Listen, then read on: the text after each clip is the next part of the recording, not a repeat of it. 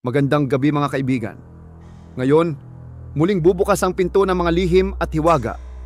Dito sa Sigaw sa Dilim, maririnig ninyo ang mga kwentong hindi basta kwento, kundi mga bulong ng gabi, mga sigaw ng mga nilalang na nagtatago sa anino. Kaya kung handa na kayong pakinggan, isara ang ilaw, suotin ang inyong headset, at sabay-sabay tayong lumusong sa dilim ng kwento ngayong gabi. Magandang araw po sa inyong lahat. Sa araw po na ito ay isa na namang kwento ng pakikipagsapalaran at kababalaghan ang aking ihahatid sa inyo. Ito ay kwento ng isang binatang si Aris at ng kanyang lola Isidra at bunsong kapatid na si Kevin. Dahil sa isang lumang estatwang kahoy na hiningi ni Aris sa may-ari ng junk shop, ay nagkaroon ng malaking pagbabago sa kanyang buhay. Ito rin ang nagdala sa kanila ng panganib. Hindi rin niya akalain na ang mga karanasang matagal na niyang inaasahan ay mapupunan ng estatwang kahoy na merong ikinukubling hiwaga. Ano nga ba ang hiwaga na nababalot sa estatwang kahoy? Paano malalagpasan ni Aris ang kaguluhang dumating sa kanila? Malalagpasan kaya niya ito at magagawa ba niyang gapiin ang panggugulo ng aswang na matagal ng panganib sa kanilang buhay? Ang mga kasagutan ay ating malalaman sa kabuuan ng kwentong aking ibabahagi sa inyo. Ngunit bago po ang lahat mga idol, huwag po nating kalimutang mag-subscribe at i-hit ang notification bell sa aking YouTube channel na The Voice Addict at Apong Isaac para sa mas marami pang makapigil hininga na kwentong aswang at katatakutan mula sa mundo ng kababalaghan. Umpisahan na po natin ang kwento. Oras ng almusal, nakasimangot na naman ang batang si Kevin. Nakapangalumbaba pa ito sa harap ng kanilang mesa habang nakamasid sa kanilang pagkain. Oh, Kevin! Ba't ganyan ang itsura mo, bata ka? Abay, umagang-umaga. Para ka natalo sa huwete. Hindi naman po ako tumatayan ng wedding, Lola Isidre. Alam ko naman yon. Nasabi ko lang yon, Kevin. Dahil nga, halos sumayad na ang uso mo dyan sa ibabaw ng lamesa natin. Hi Lola, alam ko na yan. Kasi nga, hindi type ni Kevin ang inianda niyong almusal kaya ganyan ang itsura niya. Aba, bakit ano pang ayaw mo dyan sa almusal natin, apo? Mainit na kanin at tuyo. May kamatis pang kasama. Abay, napakasarap niyan. Lola naman nakakaumay na po kasi yan Aba, Jaske bata ka, anong nakakaumay ang pinagsasasabi mo? Magpasalamat ka na lang dahil kahit papano ay may dumarating pa sa ating grasya.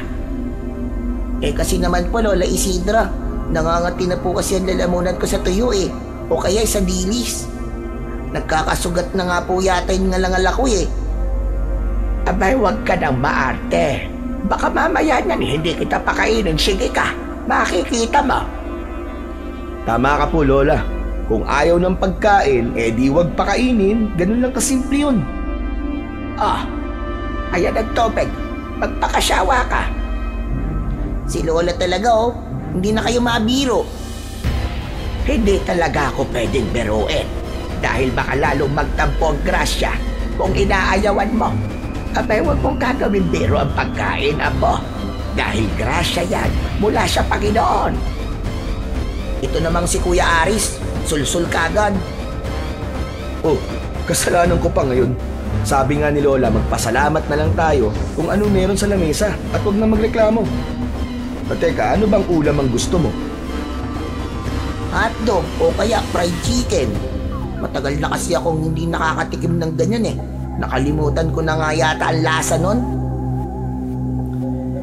Hindi pa nagbabago ang lasa nun. Gaya pa rin ng dati. O sige. Ganito na lang, Kevin. Para makatikim ka ng hotdog o kaya fried chicken, mamaya samahan mo ko. Mamimili tayo ng kalakal, ng bote, bakal, plastic, at kahit na anong pwede nating ibenta doon sa junk shop, okay? Paigi pa nga. Samahan mo mamaya ang Kuya Aris mo, ha, Kevin? Para hindi nasasayang ang oras mo sa paglalaro. Nga kuya, pag sinamahan kita, ibibili mo ako ng hotdog tsaka fried chicken? Oh, pambihira. Bakit biglang parehas na? Di ba pwedeng isa-isa lang muna? Sige na kuya, minsan lang naman eh. Ngumiti na lamang ang binatang si Aris. Katunayan na pumayag siya sa pakiusap ng kanyang nakababatang kapatid na si Kevin. Ulila na sa mga magulang ang magkapatid na Aris at Kevin. Kaya si Lola Isidra na ang nagpalaki sa dalawa. Dahil matanda na ang kanilang lola, ay silang magkapatid na ang gumagawa ng paraan at tuwirang may pananagutan sa kanilang pang-araw-araw na pangangailangan. Ang trabaho ni Kevin ay ang pangangalakal. Lahat ng maaaring mapulot at mabibili niyang scrap ay ipinapasa niya sa junk shop. Dahil sa pangakong patitikimin ng fried chicken at hotdog si Kevin, masaya itong kumain kahit sabi nga niya ay nagsasawa na siya o nauumay sa ulam na tuyo. Naubos pa rin niya ang kanin at ulam na inilagay ng lola niya sa kanyang plato. Pagkatapos kumain ay naghanda na ang magkapatid para sa kanilang pamimili ng kalakal. Siyempre, kasama na rin ang pamumulot sa kanilang mga dadaanan. Si Kevin ang namumulot ng mga nakikitang kalakal na maaaring maipagbili sa junk shop para matiyak na makakaipon siya ng pambili ng hotdog at fried chicken. Sakay ng padyak ang dalawa. Si Aris ang siyang nasa manibela. Inikot nila ang buong barangay ng araw na yun. Marami-rami din silang nabibiling kalakal. Ang iba ay ibinibigay na lang sa kanila at hindi na pinapabayaran. Kaya tuwang-tuwa si Kevin dahil alam niya ang magiging kapalit nun. Bago pa sila umuwi, ay tumuloy na sila sa isang junk shop na pagmamay-ari ng Chinong si Mang Tikoy. Hello po, Mr. Tikoy. Andito na po kami ng Kuya Aris ko. Ang dami po namin dalang kalakal ngayon. Aba, okay yan. Madami kayong dala kalakal, ha? Mabuti nga po't nakarami kami ngayon eh. Mukhang swerte po ang pagsama nitong si Kevin sa akin. Aba, oo nga, ano? Mukha ikaw swerte, Kevin, ha? Budami kayo kalakal, eh. Taasan niyo po ang presyo ha, para malaki-laki po ang kitain namin ng kuya ko. Aba, di naman pwede ganun. Tataas presyo, pero naman, Mr. Tikoy, baka luki aki negosyo. Ano ba yan? Ang tikoy mo talaga, Mr. Tikoy. Mamaya bigyan kita ng sibog, ha? Wag ka na ingay. Talaga, Mr. Tikoy? May merienda kami ni Kuya Kevin. Oo. Kayo, bigyan ko 2 box tikoy. Malapit na Chinese New Year, eh. Kaya bigay ako sa inyo. Masarap at makunat na tikoy. Sige, ayos na rin po yun, Mr. Tikoy. O siya, mamaya na lang. Kikilo ko muna ito mga kalakal na dala nyo, ha? Wag ka ingay, ha? Diyak ka lang, ha? Sige po, Mr. Tikoy. Hayaan niyo na po itong kapatid ko. Ako na pong bahala. Kevin, tulungan mo akong ihiwalay itong mga plastik at karton para madaling makilo ni Mr. Tikoy. Tumalima na si Kevin at tinulungan ang ang kanyang Kuya Aris sa pag-aayos ng mga dala nilang kalakal. Kasama ang lahat ng kalakal na kanilang nakuha ay umabot din yun ng 700 pesos. Malaki ang pagkakangiti ni Kevin. 11 anyos na siya, kaya alam niya na malaking halaga ang 700 pesos para sa kanila. Iniabot na yon ni Mr. Tikoy na 1 inchik kay Aris. Ayos na ayos, kuya. Paano yan? Huwag mong kalilimutan ng promise mo sa akin, kuya. Oo na, hindi ko yun makakalimutan. Di sumimangot ka kapag nakalimutan ko yun. Oh, eto nga pala ang promise ko sa inyo na Tiko yon. Mainit-init pa yan. 2 box yan ha. Paleo special yan. Wow! Maraming salamat po, Mr. Tikoy. Ayos na ayos, Kuya Aris. Mag-uulam na tayo ng fried chicken mamaya, tapos may pangimagas pa tayong espesyal na tikoy na galing kay Mr. Tikoy. Diba? Excited na si Kevin sa pag-uwi at syempre para bumili rin ng fried chicken at hotdog. Papauwi na sila at sumakay na si Kevin sa padyak na sasakyan nila nang may mapansin si Aris sa tambakan ng kalakal ni Mr. Tikoy. Tara na, Kuya Aris, para makabili na tayo ng pritong manok. Nagugutom na ako. Tiyak, nakapagluto na rin ng kanin si Lola Isidra. Teka, sandali Kevin. Nakikita mo ba yun? Ay no. Alin ba, Kuya? Ayun no. Yung nasa tambakan ng karton. Alin dun? Yung mga basag na bote? Hindi yun. Ayun oh. Merong estatwa. Aba, babaeng estatwa na gawa sa kahoy? Parang rimulto. Oo, yun nga. Bakit? Anong meron dun? Ang pangit naman nun eh. Teka lang ha. Kakausapin ko lang si Mr. Tikoy. Diyan ka lang. Bakit, Kuya? Basta diyan ka lang. May itatanong lang ako sa kanya. Lumapit si Aris kay Mr. Tikoy na abala sa pagliligpit ng mga kalakal na nakakalat sa kanyang junk shop. Mr. Tikoy, mangiistorbo lang po. Oh, di pa pala kayo alis. Meron pa ba problema? Wala naman po. May itatanong lang po sana ako sa inyo eh. Ano tatanong mo? Basta wag history ha. Hindi ako mahusay history eh. Bahagyang napangiti si Aris dahil sa pagsasalita ni Mr. Tikoy. Kahit paano ay may konting sense of humor ito si Mr. Tikoy. Hindi po history ang tanong ko, Mr. Tikoy. Kundi po yung estatwang kahoy na naroon po sa may tambakan ng karton. Yung ba? Dinala dito yan ay isa mga ngalakal. Bebenta sake, kaya lang hindi naman ako bumibili ganyan eh. Luma na, pangit pa, bubulok na lang dito yan eh. Oo nga po mukhang lumang-luma na po at parang inaanay na rin po yata. Tatapon ko na nga, kaya lang wala pa dumadaan truck na basura eh. Iniwan na rito ng lalaki kasi di daw pala pwede ibenta. Oh, bakit mo pala tatanong sa akin yun? Mr. Tikoy, baka gusto nyo akin na lang po.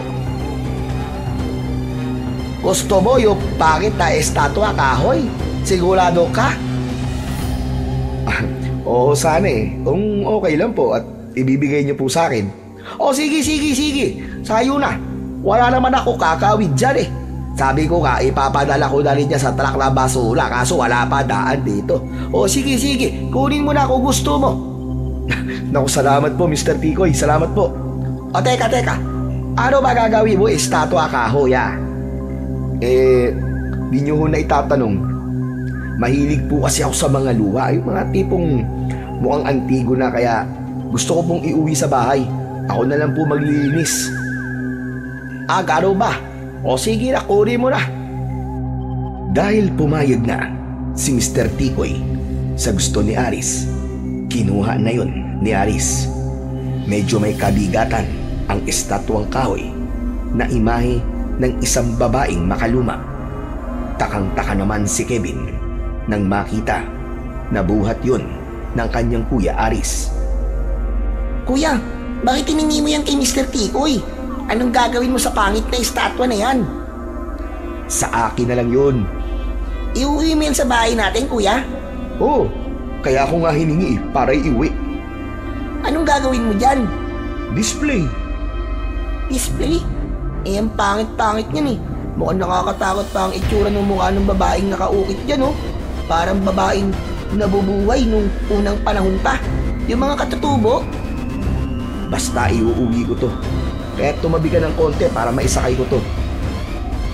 Kuya naman eh, masikip kapag isinakay mo pa yan dito. Eh di bumaba ka na lang at maglakad. Hala, kuya naman. Pahihirapan mo ako maglakad para lang isakay ang pangit na estatwa na yan. Pambira ka. Kailangan namang itong estatwa ang paglakarin ko. Hindi naman ito makakapaglakad katulad mo. Kuya talaga, ang pilosopo. Sige na. Gumilid ka na, umayos ka para maisakay ko na to. Kapag hindi natin ito naiuwi, wala ka rin fried chicken, tandaan mo. O ano? Mamili ka. Isasakay ko tong estatwa para maiuwi o wala kang ulam na fried chicken ngayon? Sige na nga. Isakay mo na nga yung pangit na estatwa na yan. Magpupurnada pa ang fried chicken ko dahil sa estatwa na yan eh. Natawa na lamang si Aris sa kanyang bunsong kapatid. Hindi na baling mahirapan siya habang nakasakay sa padyak katabi ang estatwang kahoy. Basta may fried chicken siya mamaya. Kaya naman, hindi kinalimutan ni Aris ang dumaan sa bilihan ng pritong manok. Para sa kanila, 4 na piraso ang kanilang binili.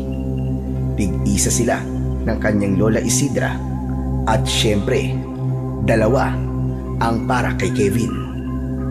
Sinobrahan talaga yun ni Aris para walang reklamo si Kevin. Abot tenga naman ang ngiti ng bata nang makita ang 4 na piraso ang binili ng kanyang kuya dahil alam niya na 2 ang sa kanya. Nang makarating sa bahay ay masayang-masaya si Kevin. Excited na ang bata para lantakan ang pritong manok na binili nila. Hindi na muna nila ibinaba ang estatwang kahoy sa padyak, kundi naiwan yun sa labas ng bahay. Mabuti naman at dumating na kayo magkapatid. Oo nga po, napagod nga po kami, Loli. Talaga lang ha, ikaw pa tong napagod ha. Nakasakay ka lang naman sa padyak. Napagod kaya ako, kuya. Kasi ang hirap po ng pwesto ko kanina doon sa padyak dahil sa inuwi mong estatwang kahoy. Sandali. Anong estatwang kahoy ba yon? Estatwa po ng isang babaeng pangit. Hiningi po ni Kuya Aris kay Mr. Tikoy. Iba rin kasi ang trip nitong si Kuya eh. Kakaiba talaga eh. Hoy Kevin, tumigil-tigil ka. Walang pakialamanan ng trip. Ikaw rin. Baka isang fried chicken na nga mapunta sa'yo imbis na 2. Ay, sige na kuya. Hindi na ako makikialam. Hay nako, kayong 2 talaga magkapatid para kayong aso at pusa. Lola, ito po ang binili kong ulam natin. Kanina pa atat-natat tong si Kevin na lantakan yan. O siya, sige na. Magugas na kayo ng mga kamay nyo. At mag-ahain na ako para makapaghapunan na tayo. Alam kong gutom na kayong magkapatid. Super po, Lola. Gutom na po talaga ako. Super gutom na. Masayang kumain ng hapunan ang maglolola. Pasado 6:00 pa lang nun ng gabi. Pero nakapaghapunan na sila. Ganon ang naging routine nila. Kaya mamaya lang ay maaari na rin silang magpahinga at matulog. Dumilim na ang paligid at dahil tapos na rin silang makapaghapunan, ay naalala ni Aris ang estatwang naiwan nila doon sa kanilang padyak. Kaya lumabas ito ng bahay upang puntahan ang estatwa. Ipapasok niya yon sa loob ng bahay. Kaya lamang napakunot ang noo at napakamot sa kanyang ulo si Aris sa kanyang nabungaran paglabas ng kanilang bahay. Nagtataka siya. Teka, ano nangyari rito sa estatwa? Bakit, Kuya Aris? Hala, bakit wala na dyan sa loob ng padyak? Bakit nasa lupa na? Paano nahulog? Baka naman pinakailaman mo kanina, Kevin, ha? Ikaw talaga. Kuya, ba't ko naman pakikialaman yan? Ano bang paki ko dyan? Nang iwan natin to kanina, nakasakay pa sa padyak, di ba? Tapos wala naman tayong narinig na bumagsak. Paano napunta to sa lupa? Baka kanina habang kumakain tayo, may nakialam tapos binungat. Baka nga gustong dekwatin eh. Kaya lang, napangitan. Kaya yun, iniwan na lang. Puro ka talaga kalokohan, Kevin. Halika nga, tulungan mo na lang ako at buhatin natin to. Papasok na natin sa loob ng bahay. Ano? Sa loob talaga ng bahay natin ilalagay, Kuya? Oo, kaya ako nga inuwi ito eh. Ano bang gagawin mo dyan, Kuya? Gagawin panakot? Panakot ng aswang? Di ba? Ang balita nga, biglang may aswang na gumagala dito sa baryo natin. Dito sa baryo ng Arkong Bato. Kung pwede bang maging panakot ng aswang to, bakit hindi? Kung makakatulong tong estatwa na to para matakot ang aswang at hindi tayo guluhin, aba, okay lang sa akin yun. Hanep, iba rin ang trip mo, Kuya Aris. Ang labo mo. Ikaw ang malabo, ang dami mo pang sinasabi. Tulungan mo na lang ako dito at nang maipasok na to sa loob ng bahay natin. Saka tama na yung kakatanong mo ng kung ano-anong gagawin ko rito, ha. Sabi ko nga, collection ko to at gagawin kong display sa loob ng bahay natin. Nagtulong na ang magkapatid upang maipasok sa loob ng bahay ang estatwa ng isang babae na gawa sa kahoy. Ipinwesto yun ni Aris sa isang sulok ng kanilang sala. Oh, ayos na. Okay na rito yan. Maganda ang pwesto niya. Kuya Aris, ano kaya kung takpan natin ng kortina yung estatwa na yan? Yan ka na naman eh. Bakit kailangan takpan? Kasi nga ang pangit. Kapag bigla kong napapatingin, para akong kinikilabutan eh. Ay nako, ewan ko sa'yo. Ang dami mong alam. Hayaan mo na lang na narito ang estatwa na yan, Kevin. Saka baka mamaya swerte sa atin yan. Bigla tayong swertein sa pangangalakal.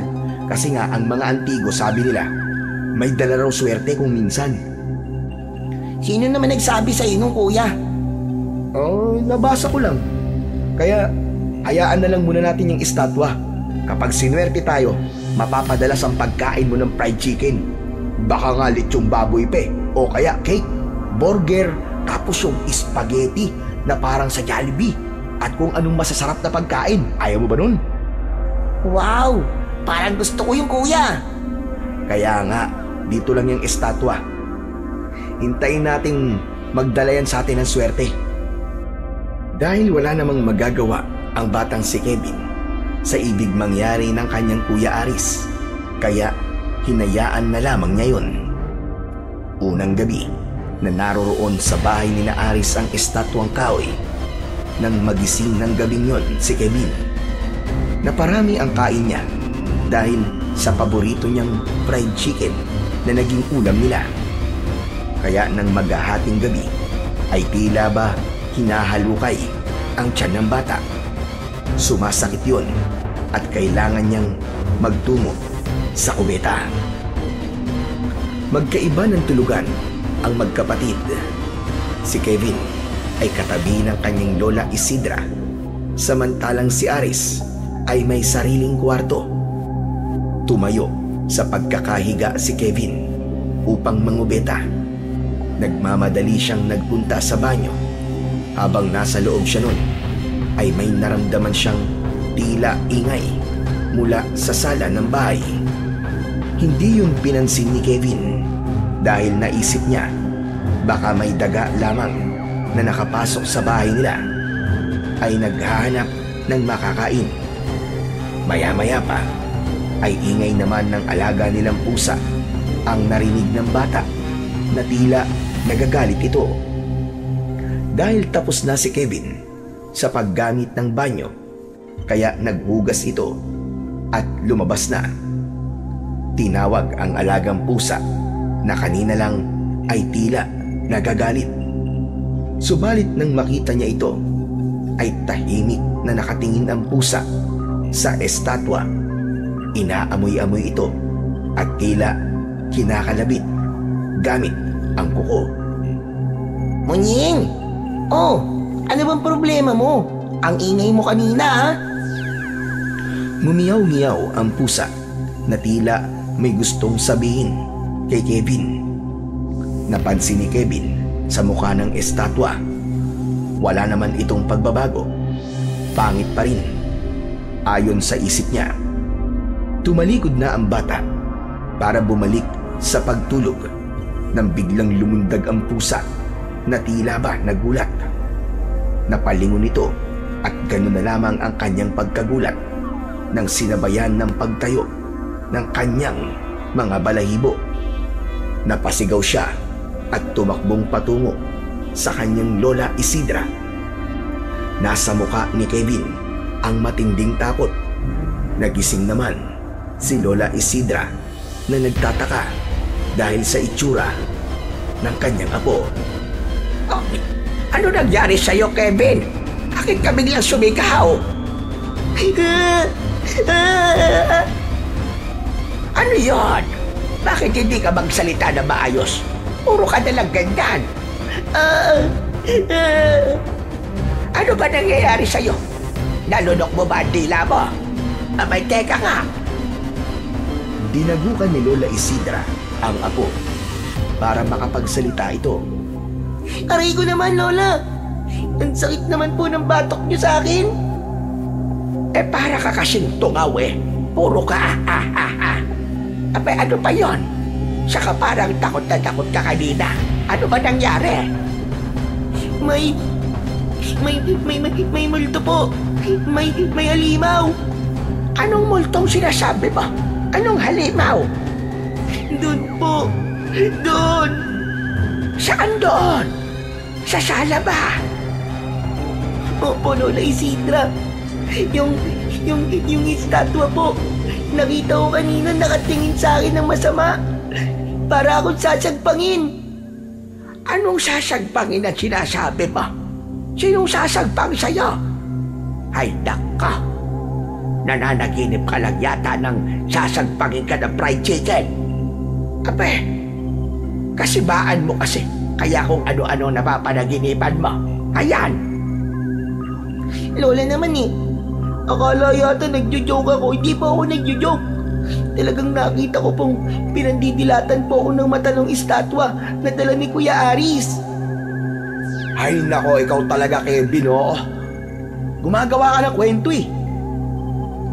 Nagising na pala ang kanyang Kuya Aris dahil narinig nito ang pag-uusap ng maglola. Kuya Aris, hindi po ako gumagawa ng kwento. Totoo po sinasabi ko. Kitang-kita po ng dalawang mata ko. Nakakatakot nga po ang estatwa mo eh. Gumagalaw po ang mga mata. Paano gagalaw ang mata nun? Eh, estatwa ang kahoy lang yun. Wala yung buhay. Pero Kuya Aris, maniwala ka. Kitang-kita ko talaga gumalaw talaga yung mga mata. Halika. Puntahan natin para mapatunayan ko sa'yo na walang buhay yun. Saka lalong di gumagalaw ang mga mata nun. Ayoko, Kuya, ikaw na lang. Mamaya kung anong gawin sa akin nun eh. Kuya, alisin mo na yung estatwang yan bukas dito sa bahay natin, ha? Anak ng pitong kagaw, oh. Umiral lang yung imahinasyon mo. Kaya kung ano-ano nakikita mo. Guni-guni mo lang yun. Ikaw talaga, Kevin, oo. Kuya, kitang-kita ko nga. Maniwala ka sa akin. Saka ako maniniwala sa'yo kapag ako na mismo ang siyang nakakita doon sa sinasabi mong gumagalaw yung mata ng estatwa ko. Ay, nako. Walang patutunguhan nito. Matulog na nga ulit tayo. Mapupuyat tayo pare-pareho sa ginagawa nyo eh.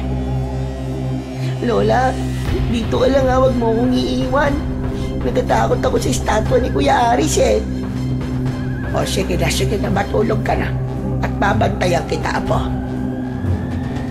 Ay nako, matutulog na rin ako, Lola. Ito talagang si Kevin, oh. Istorbo sa pagtulog kahit kailan. Ares, bukas nga alisin mo na lang yung estatwa dyan. O kaya balik mo na lang kay Mr. Kikoy. Baka mamaya may kung anong kamalasang dalayan dito sa bahay natin. Anak nang, pati ba naman kayo, Lola, nagpapaniwala dyan kay Kevin? Guni-guni lang niya yun, Lola. Kasi nga napapangitan siya sa statwang yan sa una pa lang. Pero para sa akin, ramdam ko po na may dalang swerte ang estatwang yan sa bahay natin. Alam ni Lola Isidra na hindi niya maipipilit ang gusto niya. Saka baka nga namamalikmata lamang si Kevin. Kaya kung ano-ano ang nakikita ng batang makulit. Lumipas ang magdamag na yon na wala ng iba pang kakatuwang bagay na nangyari.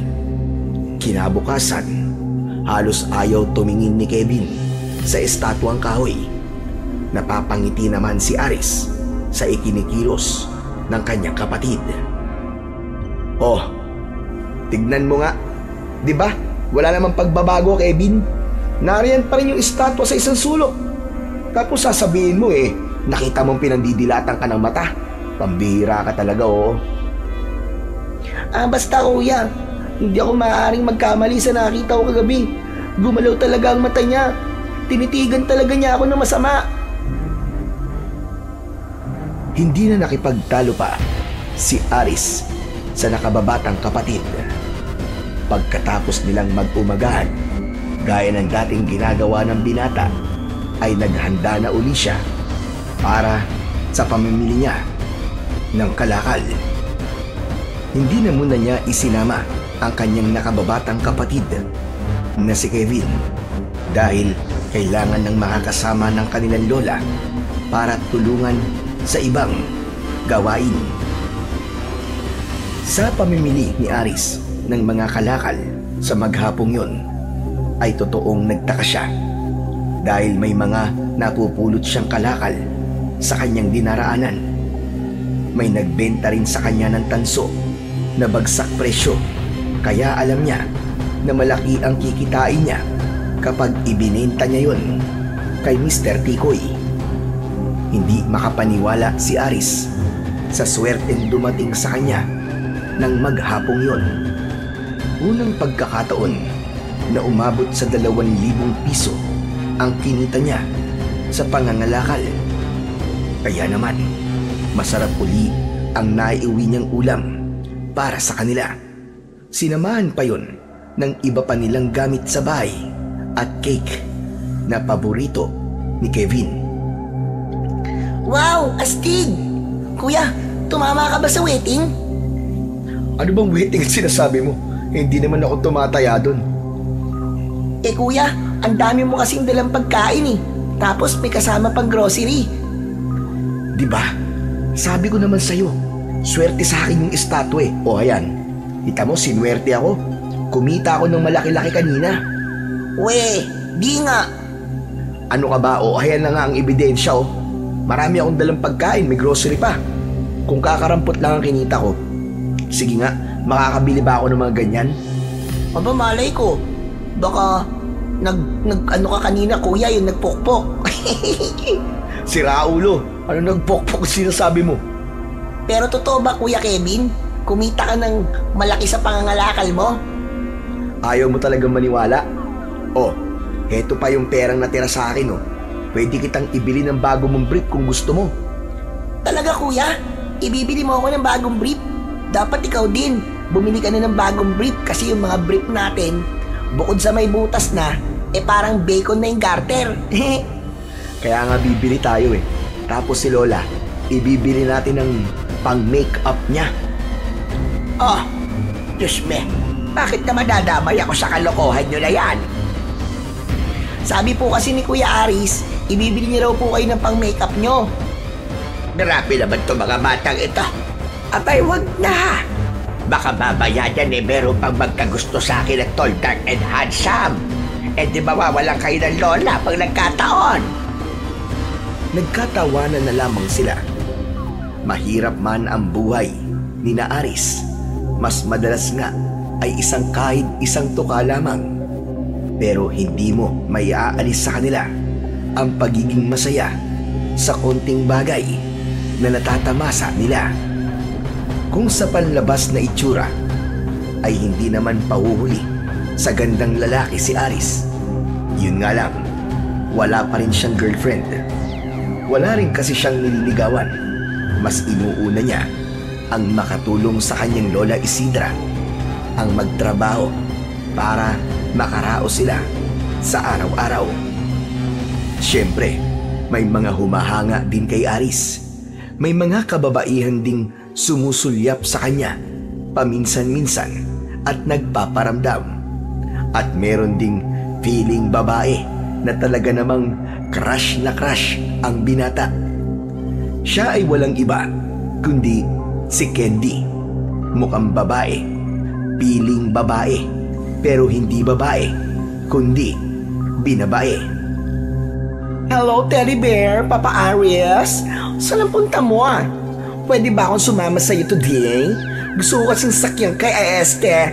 Gusto ko kasing sumakay sa padyak mo. Oh, ikaw pala Candido. Ouch naman! Candido talaga? Ang sakit-sakit nun, ha? Alin na masakit?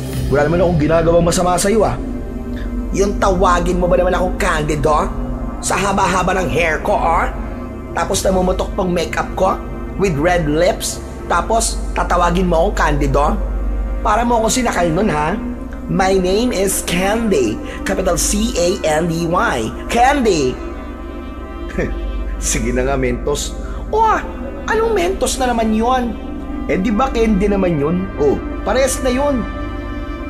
Ayan ha, nagjo-joke ka. Ikaw talagang funny mo, Teddy Bear Aries. Oh, ano?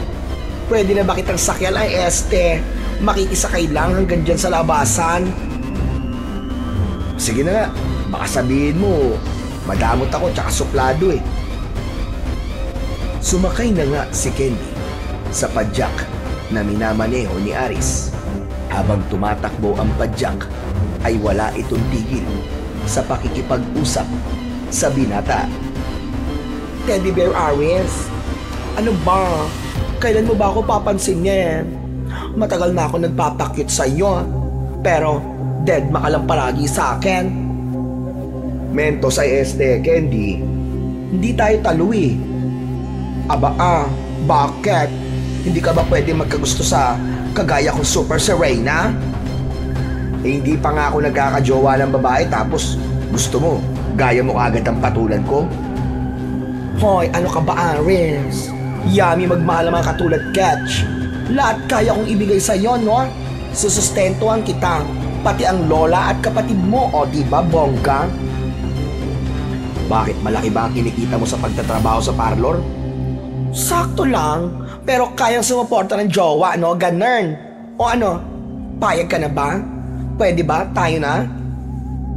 Hindi pa rin. Saka, sanay naman ako magbanat ng buto, no? Ayokong umasa sa kahit na sino. Gusto ko, ang kinakain namin galing sa pawis ko, hindi galing sa pawis ng ibang tao. Alam mo, may Teddy Bear Aries, nakaka-believe ka talaga. Lalo ako napupol sa iyo. Nahuhulog na ang loob ko sa... Ay, mahuhulog tayo sa kanal! Nahulog na nga sa kanal ang padyak na minamaneho ni Aris. Na-shoot sa kanal ang muka ni Candy. Aray ko naman! May Teddy Bear Aries, ano tong ginawa mo? Ba't ba naman ako inihulog sa kanal, ang beauty ko? Pasensya ka na, Candy. Pero yung asong gala kasi biglang humarang sa daraanan natin eh. Pagkabig ko naman ni Bella kanal na pala yun. Nagtuloy-tuloy tayo. Aray ko, aray. Nasira yata ang beauty ko. Pati balakang kaya, aray ko. Napilayan yata, hindi na ako makatayo. Ano ka mo? Hindi ka na makatayo? Oo, Aris. Hindi yata ako makakalakad. O sige, bubuhatin na lang kita para isakay uli sa padyak ko. Ihatid na muna kita sa inyo. Sorry talaga, Candy Binuhat ni Aris si Candy. Gustong-gusto naman ni Candy ang pagbuhat ni Aris sa kanya. Kahit nananakit ang balakang, ay kilig na kilig pa rin ito. Pwede ba? Huwag mo na akong ibaba, Teddy Bear my loves. Ang sarap kasi sa kandungan mo. Iuwi mo na kaya ako. Feeling ko bagong kasal tayo eh. Ay nako, nakuha mo pa talagang lumandi ah. Baka gusto mo ibagsak kita. Ito naman, nagjo-joke lang naman yung tao eh. Di ka na mabiro. O sige na, ihatid mo na ako sa amin. Aray ko. Aray. Kailangan kong ipahilot tong balakang ko. Ang sakit-sakit talaga. Nang maihatid na ni Aris si Candy sa bahay nito, ay umuwi na rin ang binata. Inabutan niya sa bahay si Lola Isidra na tila may pinapagalitan sa loob ng bahay. Inisip niya na si Kevin yun at may ginawa na namang kalokohan. Pero nang pumasok siya ng bahay, ay nakaharap ito sa estatwang kahoy. Walang hiya ka. Ikaw siguro yun ano? Muntik na ako mapilayan dahil sa ginawa mo. Baka gusto mo kahuyin kita at ipanggatong. Nagtataka si Aris kung bakit nagagalit ang kanyang lola sa estatwang kahoy. Lah, sino pong inaaway nyo? Mula sa labas po dinig na dinig ko ang pag-iingay nyo eh. Sino pa ba? Kundi ang babaeng yan. Yung dinala mo ritong estatwa. Walang hiya yan. Aba bakit po? May ginawa ba siya sa inyo? Abay akalain mong itulak ba naman ako? At napasubsob ako sa semento. Kaya tingnan mo. Tumama ang baba ko. Buti na lang. At hindi ako natanggalan ng ngipin. Lola naman, walang buhay po ang estatwa na yan tapos paparatangan yung itinulak kayo. Para na rin po kayo si Kevin ah. Wala akong ibang kasama dito sa bahay. Nang maparaan ako sa tapat ng estatwa na yan, ramdam na ramdam ko na may dumikit sa likod ko. Tapos itinulak ako. Tapos yung estatwa po yun? Abay walang duda. Siya nga talaga yon. Sino pa ba? Ay nako, pati po kayo nahawa na yata kay Kevin. Apo, may sa demonyo yata ang estatwa na yan. Kaya kung pwede, alisin mo na rin dito.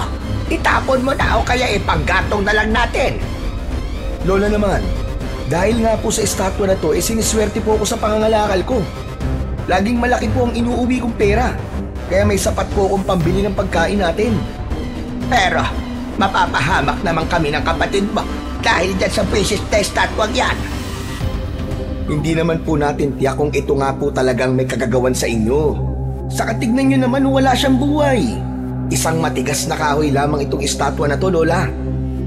Pero pakiramdam ko talaga, Apo. May misteryo sa estatwa na yan. Ako ang natatakot para sa ating kaligtasan. Alam ni Kevin na hindi naman gagawa ng kwento na kung ano ang kanyang Lola Isidra.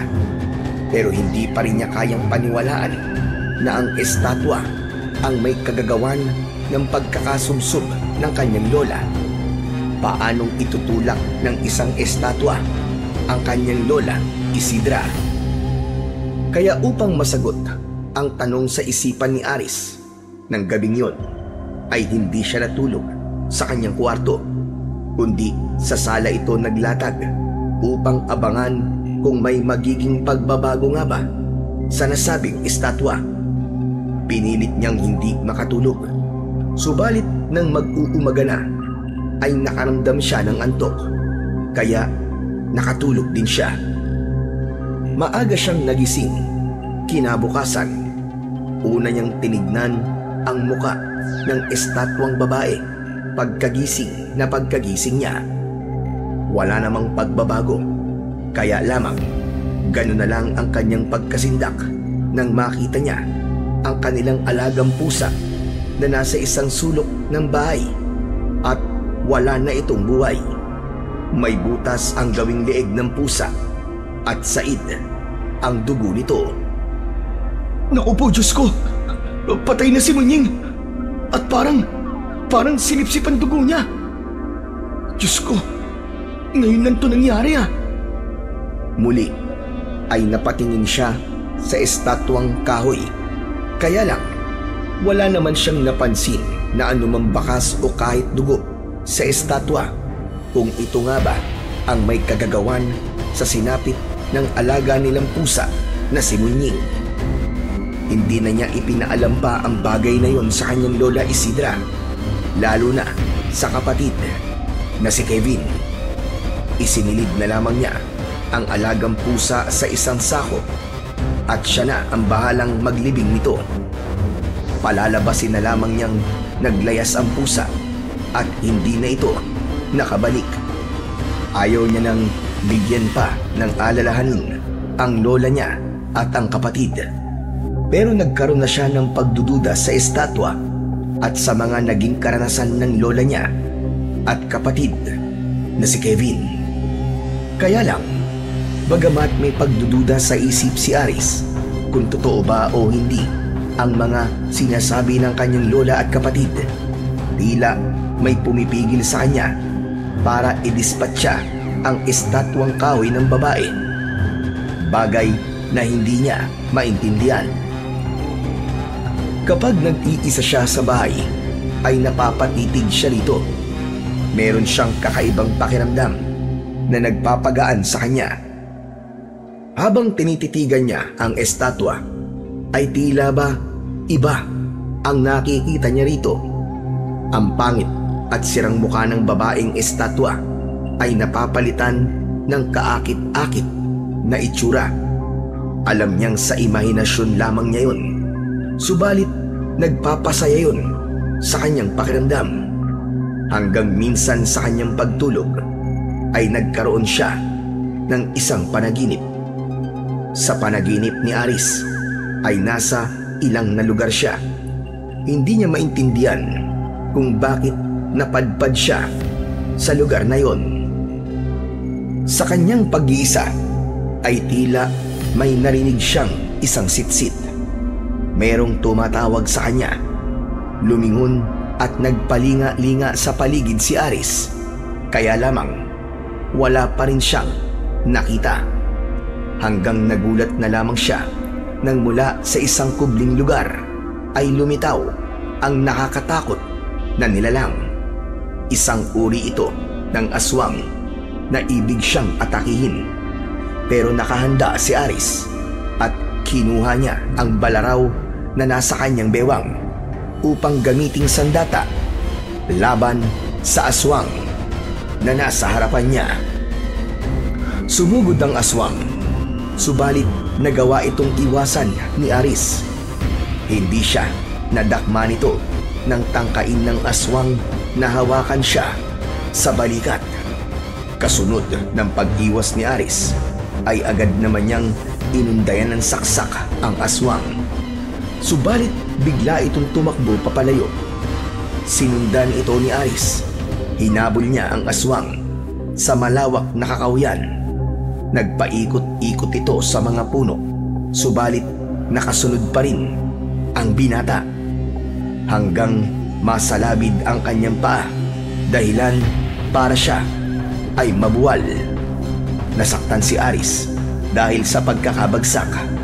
Kaya lamang nang sundan niya ng tingin ang aswang, wala na ito sa paningin niya.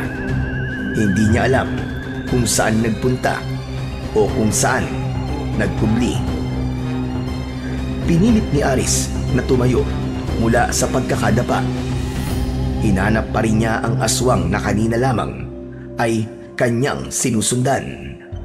Tinignan niya sa mga matataas at malalaking puno na naroroon. Subalit wala na talaga ang naturang aswang. Kaya naman tumalikod na lamang si Aris para umalis sa lugar na kinaroroonan niya. Kaya lang sa pagpaling niya ay ganun na lamang ang kanyang gulat nang may kasama na siya, dahil isang napakagandang babae ang nakita niya at nakangiti sa kanyang harapan. Hindi malaman ni Aris kung anong sasabihin sa babaeng kaharap, lalo na nang ngitian siya ng babaeng yon.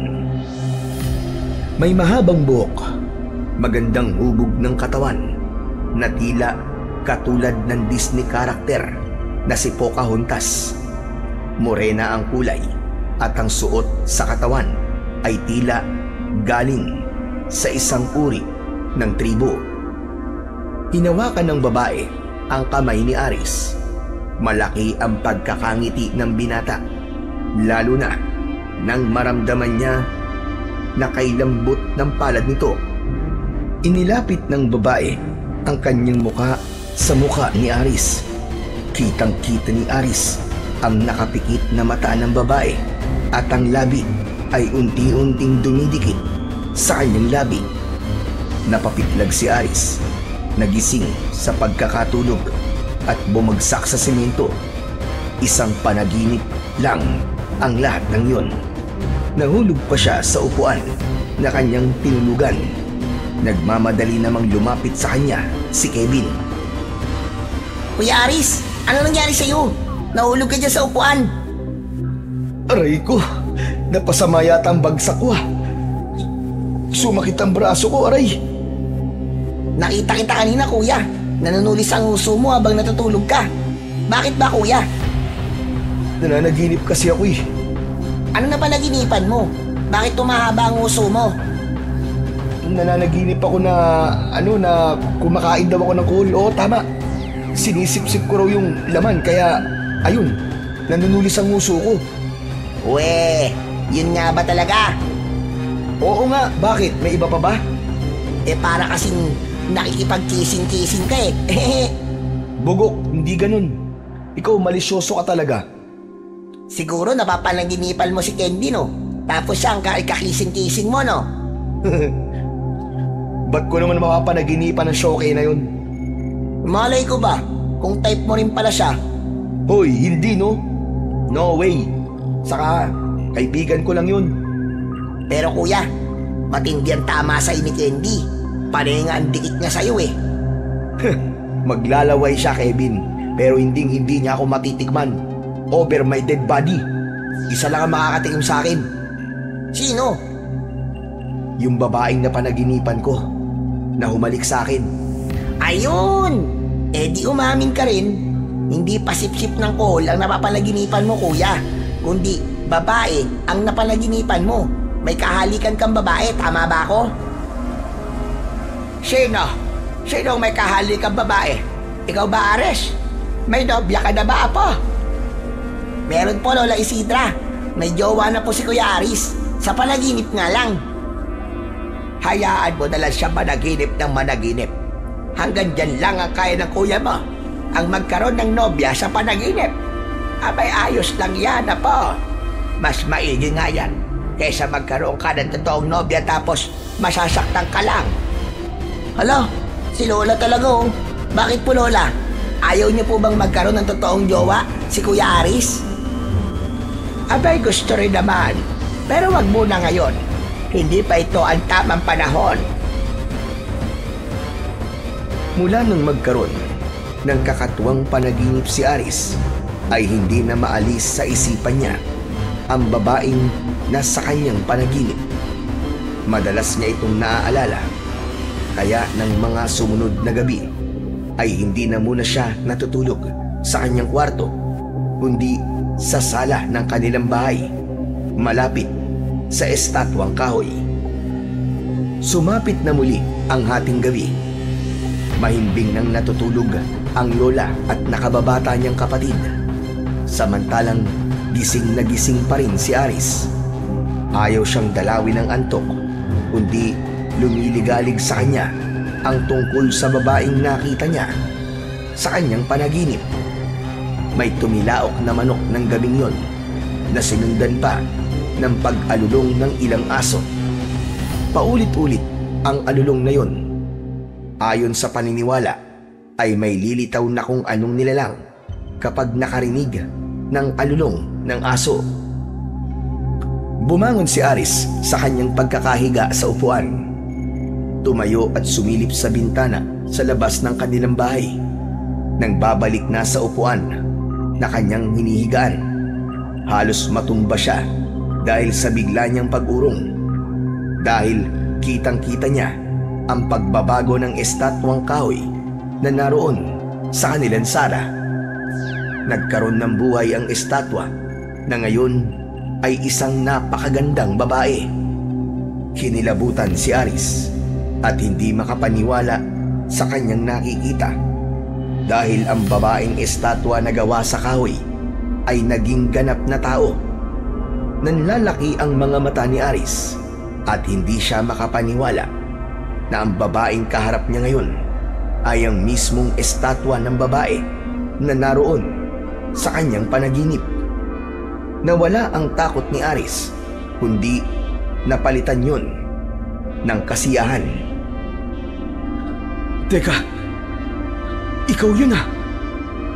Ikaw yung nakita ko. Nagkita na tayo? Oo, sa panaginip ko. Pero ngayon lang kita nakita. Ako nga pala si Mayneen. Ako naman si Aris. Hindi ako makapaniwala na makikita kita na totoong-totoo. Masaya ako na ikaw ang nag-iingat sa akin, Aris. Utang ko sa iyo ang buhay ko. Teka, paano ka nga pala naging isang estatwa? Mahabang kwento, Aris. Pero kagagawan niyo ng isang diwata. Isinumpa niya ako. Kaya ako naging isang estatwang kahoy. Pero ngayon ay nabuhay ka na mula sa pagiging estatwa, Mayneen. Natapos na ang mahabang panahon ng bisa ng kanyang sumpa. Kaya bumabalik na ako sa pagiging tao. Yun nga lang, tuwing sasapit ang 12:00 ng hating gabi at bago sumikat ang araw, ay babalik na ako sa pagiging estatwang kahoy. Kung ganun pala, hindi ka mananatili sa kalagayan mong yan, kundi babalik ka pa rin sa pagiging estatwa. Oo, kaya bukas, makikita muli ako bilang isang pangit na estatwang kahoy. Kailangan ko munang umalis. Ha? Aalis ka? Saan ka naman pupunta? Kailangan mo pa bang malaman? Oo, dahil nandito ka sa bahay ko eh. Dapat alam ko kung saan ka pupunta. Saka ko nasasabihin sa'yo. Pero hindi ako magtatagal. Bago magbukang liwayway, ay babalik ako dito para makasama mo. Hinawakan ni Mayneen ang kamay ng binatang si Aris. Halos hindi gumagalaw ang binata. Bago pa tuluyang umalis si Mayneen, ay hinagkan nito sa labi si Aris. Lalong hindi makagalaw si Aris. Hindi niya maipaliwanag ang kanyang nararamdaman. Magkahalong saya, kilig at pag-iinit ng katawan ang gumapang sa buong pagkatao niya. May kung anong enerhiya ang umalipin sa kanyang pagkatao. Halos hindi na nakatulog si Aris ng gabing yun. Hinintay niya si Mayneen hanggang sa dumating ito nang magbubukang liwayway na. Nandito na ako, Aris. Nainip ka ba sa paghihintay? Hindi naman, Mayneen. Alam kong wala ka pang kasintahan. Paano mo nalaman? Naririnig ko yun. Dahil kahit isa akong estatwa, lahat ng mga pag-uusap nyo ng iyong lola at kapatid ay naririnig ko. Kaya wala kayong maaaring itago sa akin. Alam ko rin na galit sila sa akin at gusto nilang itapon mo na lang ako. Pero hindi mo sila sinunod, kundi mas pinili mong ipaglaban ako. Oo, dahil alam kong may kakaiba sa'yo. Ngayon nga napatunayan ko yun. Kaya nga nagpapasalamat ako sa iyo, Aris. At gusto kong suklian ang kabaitan mong yun. Minsan pa, hinawakan ni Mayneen ang kamay ng binata. Agad namang may kakaibang naramdaman si Aris. Lalo na nang idikit ng babae ang katawan nito sa katawan niya. Lalong nakaramdam ng kakaibang init ang binata. Hanggang sa marang humakbang si Mayneen patungo sa kwarto ni Aris. Nakasunod lang sa kanya ang binata. Nang makapasok na sila sa kwarto, ay isinara na yon ni Mayneen. Wari naghihintay naman si Aris sa mga susunod na mangyayari. Tila dinadarang nasa init ang pakiramdam ni Aris ng mga sandaling yon. Hanggang sa ang inaasam ng binata ay siyang nangyari ng gabing yon. Walang pagsidlan ng kasiyahan si Aris. Unang pagkakataon yun sa kanya.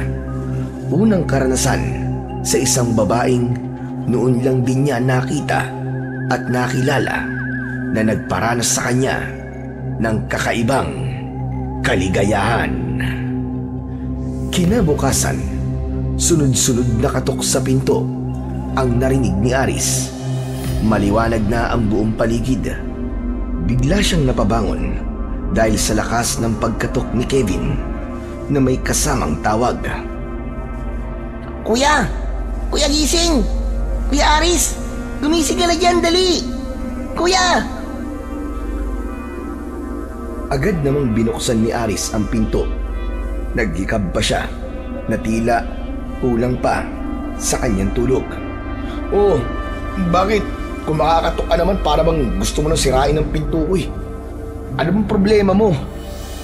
Wala akong problema, kuya. Baka ikaw ang may malaking problema. Ako? Bakit naman ako magkakaroon ng problema? Pambihira ka. Kasi nga, nawawala dun sa sala yung alaga mo. Si Munying, di ba hindi na nga siya umuwi? Hindi si Munying, kundi yung estatwa mong pangit. Nawawala, kuya. Hindi yun nawawala. Nahagip ng mga mata ni Kevin ang estatwa na naroon sa loob ng kwarto ng kanyang kuya. Oh, nandito pala sa kwarto mong estatwa eh. Dinala mo rito, kuya? Oo. Naisipan kong ipasok dito kasi nga sabi mo nakakatakot ang itsura, di ba? Saka si Lola ayaw rin na nakikita kaya pinasok ko na lang dito sa kwarto ko. Bakit kasi di mo pa itapon yan eh? Pampasikip lang yan dito eh. Okay lang. Ako naman ang masisikipan, hindi naman ikaw eh. Sige na, bumalik ka na kay Lola. Ililigpit ko na itong pinagtulugan ko, lalabas na rin ako. Umalis na si Kevin at isinara na ni Aris ang pinto ng kanyang kwarto. Naupo siya sa kama at pinagmasdan ng estatwa ni Mahinhin. Hinaplos-haplos pa nito ang katawan ng estatwa. Katawan na kagabi lang ay buhay na buhay at ipinatikim sa kanya ang kaligayahang noon lang niya naranasan. Kaya napangisi si Aris. Umaasa siya na muli ay ipaparanas yun sa kanya ni Mahinhin. Nang lumabas sa kanyang kwarto ay nag-uusap ang maglolang Isidra at Kevin. Galing na pala sa labas ng bahay ang matandang babae. Pinag-uusapan nila ang nasagap na balita ni Lola Isidra sa mga kapitbahay. Nakakatakot naman po yun, Lola Isidra. Aba, talagang nakakatakot. Yung magnanay na sina Ofelia at Lenlen ang nabiktima ng aswang at sumalakay kagabi. Aswang po kaya talaga ang pumatay sa kanila, Lola? Oo, dahil wakwak ang tiyan at nawawala ang mga laman loob nila. Kaya isang halimaw na aswang lang ang maaaring gumawa noon. Ang sama naman po ng aswang na yun. Hindi na naawa kina Aling Ofelia. Teka, paano naman nila natitiyak na aswang po yung pumatay sa kanila, Lola? Nakalapit na pala si Aris sa kanyang lola at kapatid na nag-uusap. May nakakita daw na kumatok sa bahay nila ng alanganing oras. Mag-uumaga na yata yun. Tapos binapasok daw. Kaya lamang, biglang may sumigaw. Tapos, sa takot tumakbo yung nakakita dahil baka siya ang balingan. Ibig sabihin meron ng aswang na gumagala dito sa baryo natin? Ganun na nga, Ares. Kaya kayong dalawa, kapag mangangalakal kayo, dapat lagi kayong mag-iingat. Oo naman po, Lola. Iba na talaga ang panahon ngayon. Marami ng mga pangyayaring napakahirap maintindihan. Tama ho kayo. Pasama na po ng pasama ang mundo. Kaya ka, Ares, yung estatwa mo.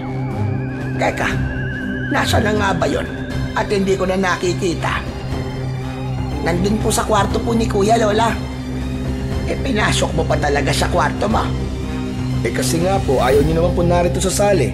Naiirita kayong makita, di ba? Kasi nga, may kakaiba doon. Mukhang may sa demonyo. Korek ka dyan, Lola. Kaya dapat talaga doon, ibinabasura na lang. Ayan na naman kayong dalawa eh. Pinag-initan nyo na naman yung estatwa ko eh. Apo, para din naman sa'yo yon. Kasi nga, malakas talaga ang kutob ko na may kakaiba sa estatwang yon. Lola Isidra, iniisip nyo lang po yun. Kaya kung talagang ayaw nyong makita, hayaan nyo na lang po dun sa kwarto ko. Ako na po ang bahala kay Mainin. Ano ka ba? Mainihen? Sinong mainihen? Yung estatwa po. Ayos din ah. Pinangalanan mo pa talaga siya, kuya. Bakit? Iniisip mo bang jowa mo yung estatwa? Aris, apo. Baka naman nasisira na yung tuktok mo, ha? Abay, masama yan. Pati estatwa pinag-iisipan mo maging nobya. Aba, kung ganyan din lang naman ang estatwa ang gusto mo maging kasintahan, manligaw ka na lang ng totoong tao. Sabi ko nga po kay kuya, si Candy na lang po eh. Abay, wag naman doon na po. Yung genuine na babae na lamang. Wag yung nagkukunwaring babae. Pero meron naman lawit. Hindi na lang pinansin ni Aris ang mga sinasabi ng kanyang lola at nakababatang kapatid. Pero naging palaisipan sa kanya ang tungkol sa aswang na umatake sa kanilang baryo at pumatay ng mag-ina. Nang nag-iisa sa kanyang kwarto si Aris, ay nakatitig siya sa estatwa ni Mainin. May nabubuo siyang pagdududa tungkol dito, lalo na't nang nakaraang gabi na nagkaroon ito ng buhay, ay umalis at mag-uumaga na ito nang bumalik. Wala siyang alam sa ginawa nito at kung saan nagpunta.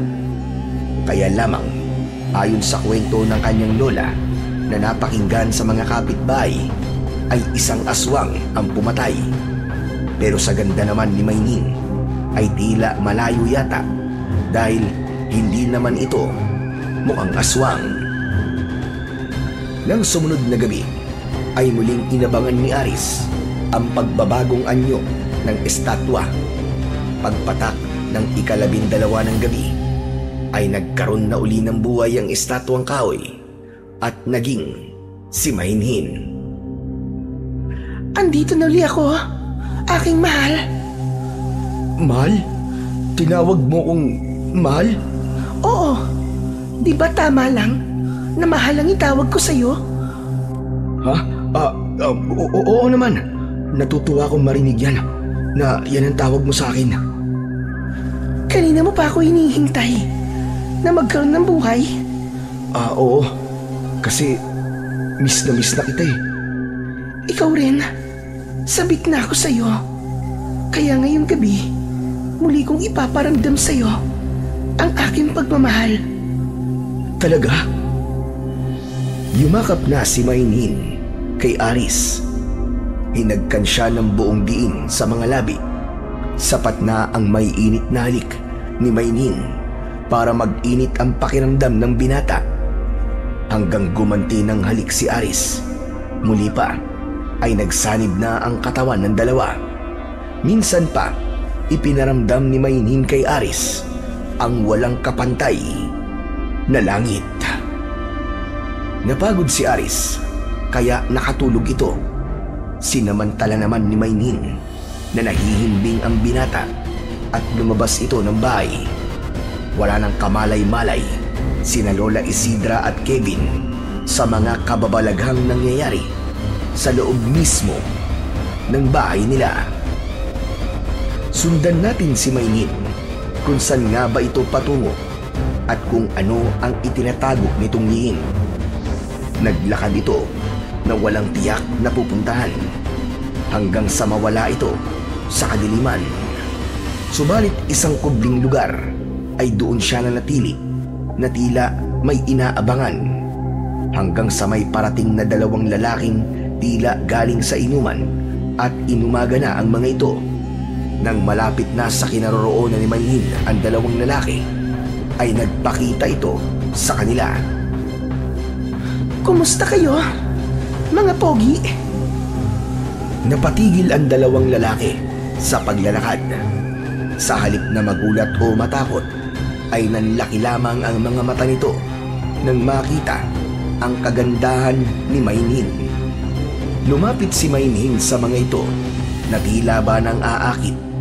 Maya-maya pa ay naunang lumakad si Maynin. Sinenyasan ang dalawang lalaki para sumunod sa kanya. Nag-uunahan pa ang dalawang kumag na sumunod. Naroon din ang kasabikan sa iniisip nilang pwedeng mangyari. Nang nasa madilim na lugar na sila, ay huminto si Maynin at hinarap ang dalawang lalaki. Buong kasabikan namang niyakap ng mga lalaki ang katawan ni Maynin. Subalit ang pananabik ng mga lalaki ay napalitan ng matinding takot nang makita nila ang biglang pagbabago ng anyo ng babae mula sa kagandahang nakakabighani na tila anghel ay napalitan yun ng nakakakilabot na anyo. Anyo ng isang mabangis at nakakatakot na halimaw. Isang aswang na handa silang sagpangin at gawing lamang tiyan.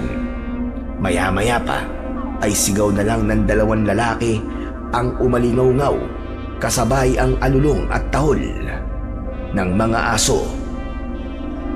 Samantala, nagising si Aris at agad niyang hinanap sa kanyang tabi si Maynin. Nawawala ito.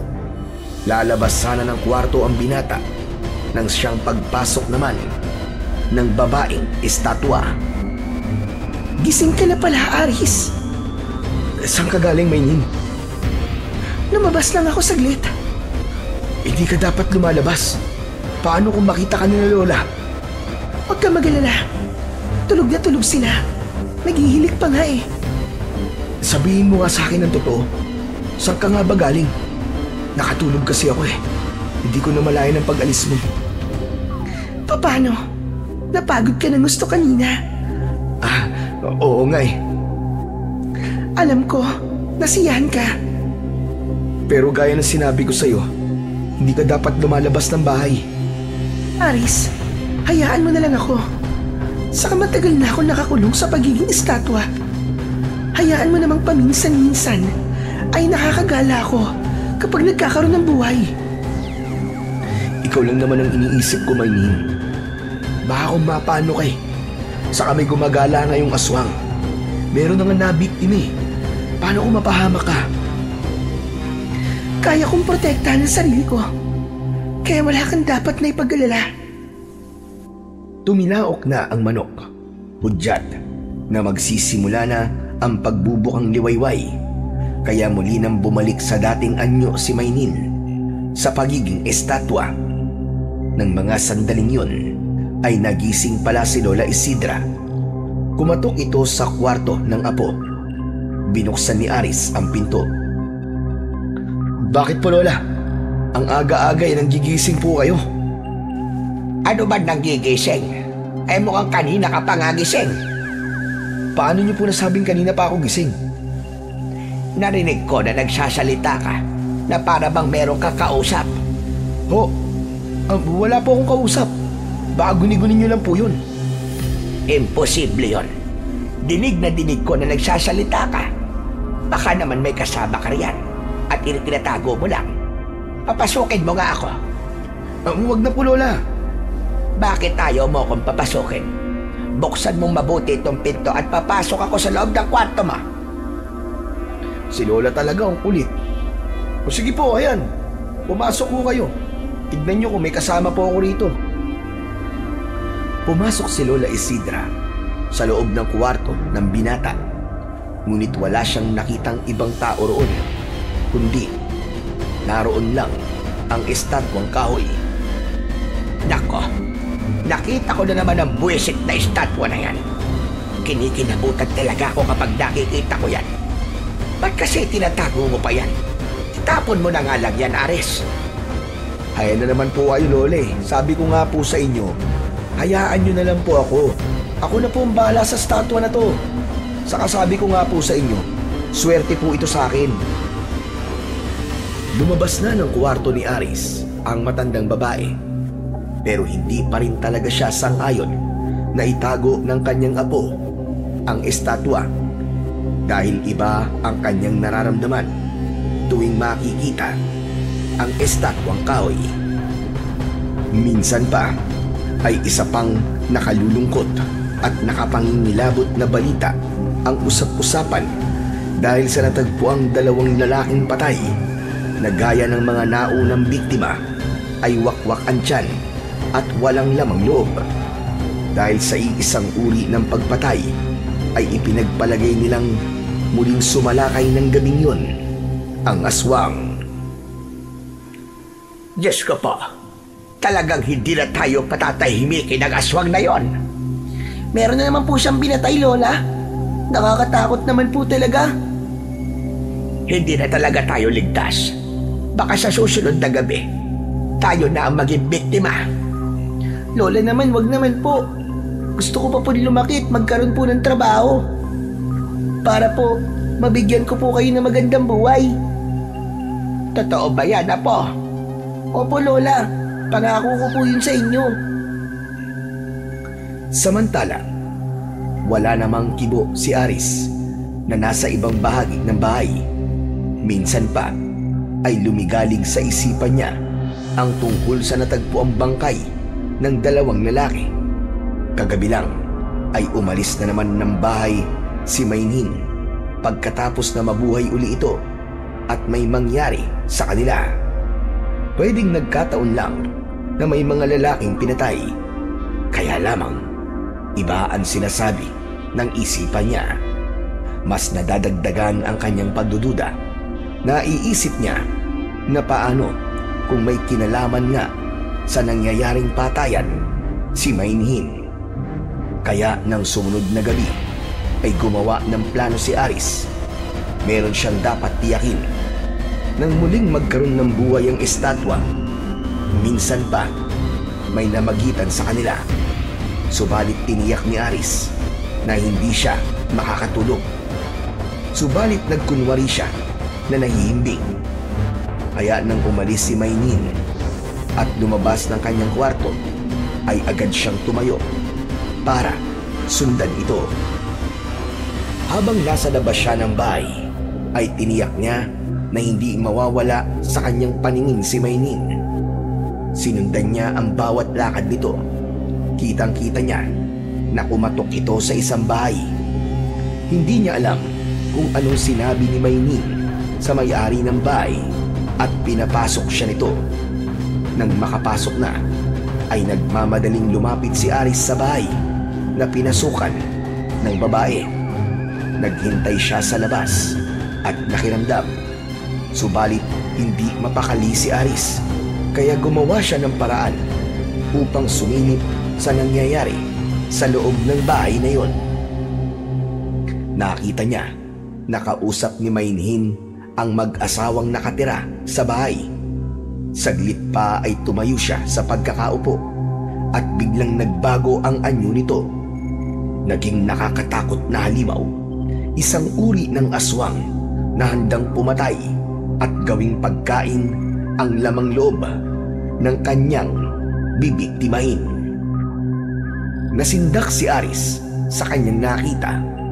Hindi niya sukat akalain na ang magandang si Maynhin ay isa palang nakakatakot na aswang. Naisip niya na kaya siguro ginawa itong estatwa ng isang diwata ay upang pigilan ang pagiging halimaw nito. Kaya lamang ay tapos na ang bisa ng pagiging estatwa nito at nagkakaroon na ito ng buhay sa hating gabi upang mambiktima at pumatay. Nagmamadaling umuwi ng bahay si Aris. Kailangang walang makakita sa kanya dahil maaaring siya ang paghinalaang pumatay sa mag-asawa. Tulog pa rin ang mga kasama niya sa bahay nang dumating siya. Wala pa rin nalalaman ang mga ito sa kababalaghang nangyayari pagdating ng hating gabi. Nang dumating si Maynhin sa kwarto, ay gising si Aris. Nakatitig ito kay Maynhin. "Saan ka galing, Maynhin?" Nagpahangin lang sa labas. "Hindi ka sa akin nagsasabi ng totoo." Teka, anong ibig mo sabihin, Aris? Alam ko na ang lihim mo, Maynin. Ikaw ang may kagagawan ng patayan dito. Isa kang aswang. Isusumbong mo ko? Ipapahamak mo ko? Pero marami ka pang papatayin. Kailangan kong gawin yun, Aris. Upang manatili ang aking kabataan. Maaari ako mamatay kung di ako kakain ng lamang loob ng tao at iinom ng sariwang dugo. Pero sila Lola at Kevin, mabuti hindi mo sila pinag-iisipang gawa na masama. Dahil mahalaga sila sa'yo. At may utang na loob ako sa'yo, Aris. Hindi ko pwedeng pakialaman ng pamilya mo. Kaya ibang tao ang pinupuntahan ko. Maynin, kailangan mo nang itigil yan. Hindi maaari. Mawawala ako sa'yo. At posibleng hindi na rin ako magkaroon ng buhay. Paano ka? Hindi ka na magiging masaya kapag hindi na ako nagkaroon ng buhay pagdating ng ating gabi. Naputol ang pag-uusap ni Maynin at Aris nang tumilaok ang manok dahil naging estatwang kahoy na muli ito. Hindi na nakatulog pa si Aris. Ginugulo ang kanyang isipan. Hindi niya alam kung ano ang kanyang gagawin, kung ano ang tamang desisyon, dahil nahulog na ang loob niya kay Maynin. Umiibig na siya sa babaeng estatwa, lalo na't naibibigay nito ang kaligayang hanap ng kanyang katawan. Hinahanap-hanap niya palagi yun at natutugunan yun ni Maynin. Isa pa, nangako ito na hindi naman pakikialaman ang kanyang Lola Isidra at nakababatang kapatid. Kaya ibig lang sabihin ay ligtas ang mga ito sa aswang. Lalo namang nadagdagan ang takot ng mga taga-baryo dahil sa sunod-sunod na pagpatay na kagagawan ng aswang. Naging alerto na ang kapitan kasama ang mga tanod upang maghanda ng ronda at hindi na maulit pa ang masamang pangyayari. May teddy bear! Buti nakita kita! O ba't mo ko hinahanap, Candy? Sasama ka ba sa pagro-ronda? Hindi ko alam eh. Sumama ka na! Para sasama rin ako. Bakit kailangan kasama pa ako? Para may magtatanggol sa akin, di ba? Candy, hindi mo na kailangan ng tagapagtanggol. Kasi nga kapag nakita ka ng aswang, etiyak, matatakot sa yun. Aray, grabe ka naman sa akin. Kaya dapat ka talagang sumama sa pagroronda. Akala ko pa naman magkakaroon na ako ng chance para makasama ka kahit sa pagroronda lang. Candy, sa iba ka nalang lumandi, pwede ba? Huwag na sa akin. Kasi meron na akong mahal. Ano? Ibig sabihin may jowa ka na?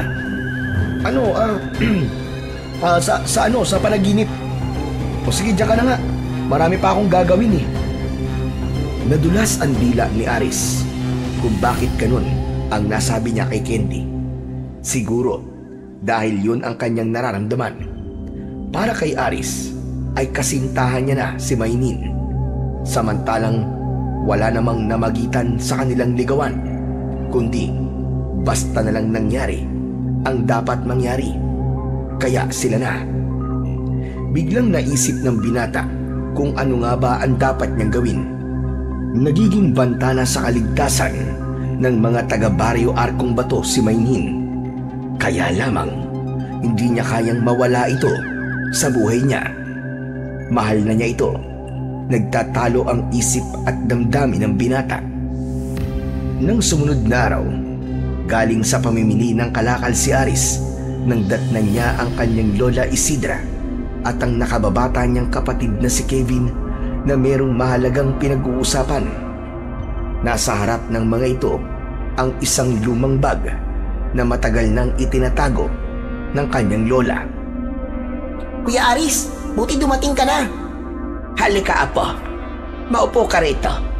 At may mahalaga akong dapat sabihin sa inyong magkapatid, lalong-lalo na sa'yo. Dahil ikaw ang panganay. Teka, Lola Isidra, ano po bang meron sa lumang bag na yan? Bakit naisipan niyo pong kalkalin? Pagmamayari pa ito ng inyong nasirang Lolo Ignacio. Merong laman ng bag na ito na isang mahalagang bagay. Binuksan ni Lola Isidra ang bag dahil kinakalawang kaya nahirapan itong buksan. Subalit dahil sa kapipilit at mapuwersang paghila sa zipper ay nabuksan din ito. Isang balaraw na may kalumaan na ang nakabalot sa itim na tela ang nakuha roon ni Lola Isidra. Bagamat luma ay wala itong kalawang. Isa itong balaraw na pinakaiingatan noon ng inyong lolo nung nabubuhay pa siya. Sadyang ipinatago niya sa akin ito dahil alam niya na magagamit niyo ito sa takdang panahon. Takdang panahon, Lola? Kailan po ang takdang panahon na yon? Ngayon. Ngayon na ang takdang panahon. Saan po ba namin gagamitin yan, Lola? Sa mga masasamang nilalang. Sa aswang na naghahasik ng lagim ngayon dito sa ating baryo. May kapangyarihan ng balaraw na ito na yari sa pilak. Bigay ito sa inyong lolo ng kaibigan niyang isang panday. Ayon sa inyong lolo, ay may lahing engkantado ang kaibigan niyang nagbigay nito. Wow! Ang astig naman po niyan. May power po talaga ang balaraw na yan, Lola Isidra. Oo, Kevin. Dahil noon, ay ginamit na rin ito ng inyong lolo nang minsang abutin kami ng gabi sa gubat. May kung anong nilalang ang biglang humarang sa amin. At ito ang ginamit niya para labanan ng malignong yon. Bakit ngayon niyo lang po yan inilabas at ipinakita sa amin, Lola? Dahil sa mga gipit na pagkakataon lamang ito maaaring gamitin. Lalo na sa panganib na likha ng mga kampon ng kadiliman. Ngayon ay nababalot ng dilim ang ating baryo dahil sa gumagalang aswang. Araw-araw ay nadaragdagan ang napapahamak. Dapat na yung matigil.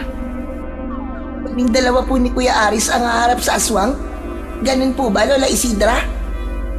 Maaaring ganun nga. Kaya lamang, masyado ka pang bata, Kevin, apo. Ang iyong Kuya Aris ay nasa 8 gulang na. Siya ang nararapat at pangunahing gagamit nito. Kaya kunin mo ito, Aris. Malaki ang may tutulong mo para mapanatili ang katahimikan dito sa ating baryo. Maaari kang makatulong sa mga nagraronda. Kuya Aris, kunin mo na. Parang ayaw mo pa yata eh. Bakit, Aris? Ano bang iniisip mo, apo? Ayaw mo bang makatulong sa baryo natin? Hindi ito maaaring ipagkatiwala sa ibang tao. Sa kadugo at apo lamang ng taong pinagkalooban nito, magkakaroon ng bisa ang kapangyarihang taglay ng balaraw. Pero Lola, kung ayaw po ni Kuya Aris, Lola, ako na lang po. Yakang-yaka ko po lumaban po sa aswang. Apo, hindi pakikipaglaro ang humarap sa mga kampo ng kadiliman. Kung tatanggihan mo ito, Aris, lalo lang may masamang mangyayari. Magpapatuloy ang pag-aasik ng kasamaan dito sa ating baryo. Maaaring sa mga sumunod na araw ay tayo naman ang magiging biktima niya. Papayag ka bang kami ang mapahamak? hindi po mangyayari yun, Lola Isidra. Hindi po kayo pakikialaman ng aswang. Ano ba yung sinasabi mo? Paano mo nalaman? Ha?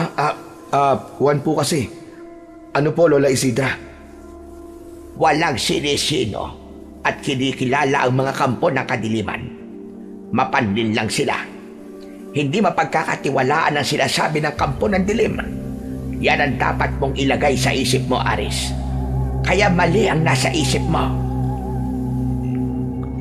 Hindi na nakapagsalita pa ang binatang si Aris. Posibleng ang tama ang sinabi ng kanyang Lola Isidra. Maaaring walang katotohanan ang ipinangako sa kanya ni Mainhin. Kaya anumang oras ay ang lola niya at kapatid na ang susunod na magiging biktima nito. Kinuha ni Aris ang pilak na balaraw at dinala niya yon sa loob ng kanyang kwarto. Sa pananatili ng balaraw na yon sa loob ng silid niya ay may naging pagbabago. Hindi nagkaroon ng buhay ang estatwa. Walang mainhin na nakasama siya ng gabing yun. Kaya isa lang ang agad na pumasok sa isipan ng binata. Walang mamamatay sa baryo sa gabing yun. Subalit mali ang nasa isip na yun ni Aris, dahil kinabukasan ay nagising siya na may nagkakandaingay sa labas ng kanilang bahay. Naroon din sa labas ang kanyang lola, kaya napilitan siyang lumabas ng kanyang silid at nakikusyoso sa pag-uusap ng kanilang mga kapitbahay. Ayon sa pag-uusap ng mga ito, ay may 2 babae na namatay malapit lang sa kanilang bahay. Gaya ng mga naunang nangyari sa mga biktima, wakwak ang katawan, walang lamang loob at said na said ang dugo. Hindi makapaniwala si Aris sa kanyang nalaman. Bumalik siya ng kanyang kwarto. Pinuntahan ng estatwa ni Maynin. Isang malaking tanong sa isipan niya kung paanong meron pa ring pinatay ang aswang nung nakaraang gabi. At dito nagtatapos ang ating kwento ngayong gabi. Kung nagustuhan ninyo ang karanasang ito, huwag kalimutan ang Sigaw sa Dilim, ang tahanan ng mga kwentong nag-iiwan ng takot at tanong sa inyong isipan. Mag-subscribe, i-like at i-share ang video na ito para mas marami pang marinig ang mga bulong ng dilim. Hanggang sa muli. Ingat kayo sa gabi, sapagkat hindi lahat ng ingay sa dilim ay guni-guni lamang.